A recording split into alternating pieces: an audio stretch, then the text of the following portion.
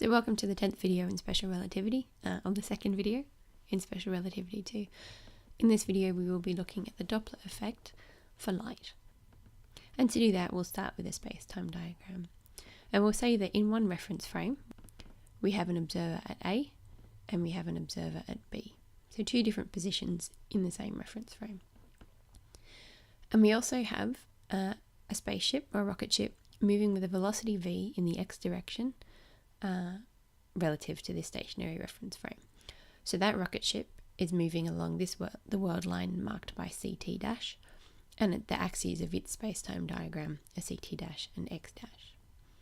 And on that rocket ship is a light, and that light source is emitting light in all directions. And we know the world line of the light is at 45 degrees to the axis, or equidistant from each axis.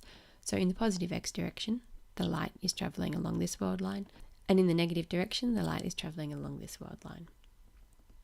And we're interested in what that light looks like to our observers A and B. So we're looking for some time t after the rocket ship passed through the origin of the stationary reference frame. And so we see that after that time, it takes that time t to reach our observer A. And so to reach our observer A, the distance the light has travelled is equal to c times delta t.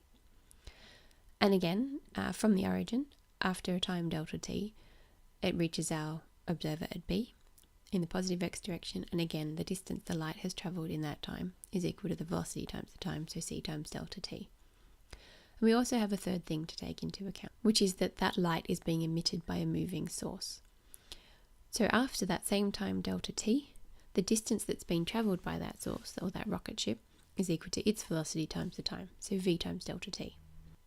And what we're interested in finding is what the light looks like, so the frequency of the light at position A and position B.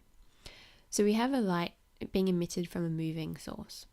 So the distance between the light source and the observer at A and B is constantly changing. So we can see that the distance between the light source and observer A is equal to that initial distance, c times delta t, plus the distance the rocket has travelled in the meantime. So that's v times delta t. We also know, or we can choose our time delta t, such that in that time an integer number of wavelengths has been emitted from that light source. So that means we can also say that that distance to observer A is equal to that integer number of wavelengths, n times the wavelengths. And when we combine those two equations, we can find an expression for lambda A, so that's the wavelength of the light as viewed by the observer at A. And we also know that we can relate our frequency and our wavelength by v equals f lambda, and in this case the velocity of the light is the speed of light, which is c and which doesn't change.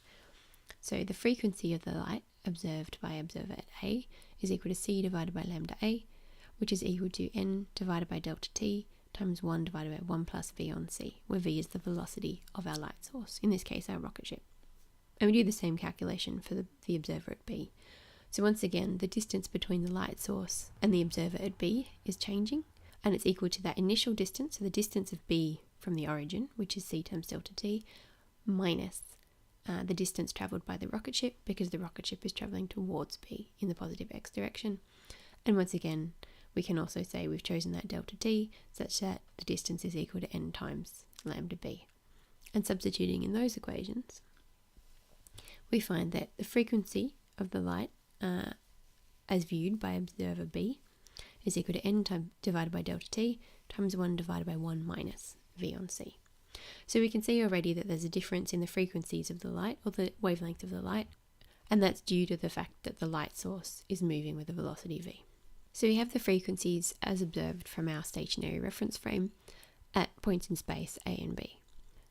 And we can see that they're different. So we need a reference point or a reference frequency. And we choose that as the frequency of the light as measured in the reference frame in which the source is stationary. So that's the reference frame of the rocket ship. So after that time delta t, the rocket ship is at the position shown by the red dot and has travelled a distance as measured in the reference frame of the rocket ship of x dash is equal to c times delta t dash. So that gives us that the distance travelled by the rocket ship in its own reference frame is dB is equal to c times delta t dash. And we also know that during this time, a number of wavelengths of light have been emitted. So that distance is also equal to n times lambda b, where lambda is again the wavelength of the light measured in the reference frame of the rocket ship.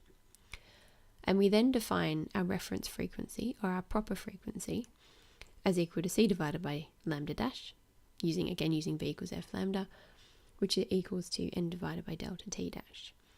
Combining those two equations, we find that our proper frequency, so the frequency of the light measured in the reference frame at which the source is at rest, is equal to c divided by lambda dash, which is equal to n divided by delta t dash. So we have now the frequencies observed by the observer at A and at B in the stationary reference frame, and our reference frequency, the proper frequency fp. And our goal is to relate each of these frequencies, fa and fb, to our proper frequency. And we can do that by our Lorentz transform for a time interval. So we have the Lorentz transform is delta t is equal to gamma times delta t dash. And when we combine those three equations, we can see that for our observer at A, the frequency observed is equal to the proper frequency times 1 on gamma, 1 plus v on c. And doing the same for our observer at B, we get a very similar equation. So we've now managed to relate the frequencies observed by the stationary observer to the proper frequency, so the frequency of the light emitted as measured in the reference frame of the light source. So from those two equations, we can see that owing to gamma, and the knowledge that our v, the velocity of our rocket ship, must always be less than c, for the observer at A, the frequency observed is less than the proper frequency, which means since the speed of light is a constant, the wavelength observed by that observer at A is greater than the proper wavelength. And for the observer at B, we see the opposite. So the wavelength observed by that observer is less than the proper wavelength. So if we imagine that our light ship had emitted green light, that means then that the observer at A would have seen light of a longer wavelength, so light towards the red end of the spectrum, and our observer at B would have seen light with a shorter wavelength, so light at the blue end of the spectrum. And that gives us our terms for this Doppler effect of light.